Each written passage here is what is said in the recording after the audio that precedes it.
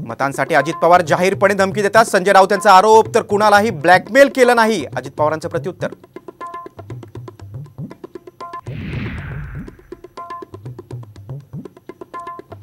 माढ्यात फडणवीसांचा शरद पवार गटाला मोठा धक्का. विजयसिंह मोहिते पाटील यांचे पुतणे धवलसिंह मोहिते पाटलांचा रणजितसिंह निंबाळकरांना पाठिंबा.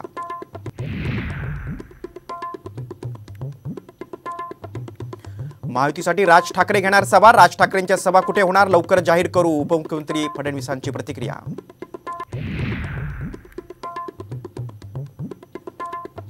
येत्या 24 तासात महायुतीच्या उर्वरित सर्व जागांची घोषणा होणार. ठाणे नाशिकची जागा शिवसेनेला जाणार, साम टीव्हीला सूत्रांची माहिती.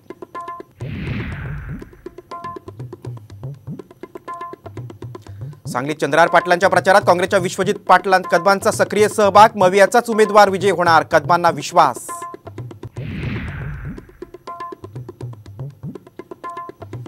सुनेत्रा पवार यांच्या पराभवासाठी शिंदे गटाची यंत्रणा काम करते, संजय राऊतांचा आरोप. तर महायुतीत गँगवॉर सुरू असून लवकरच स्फोट होणार, राऊतांचा दावा.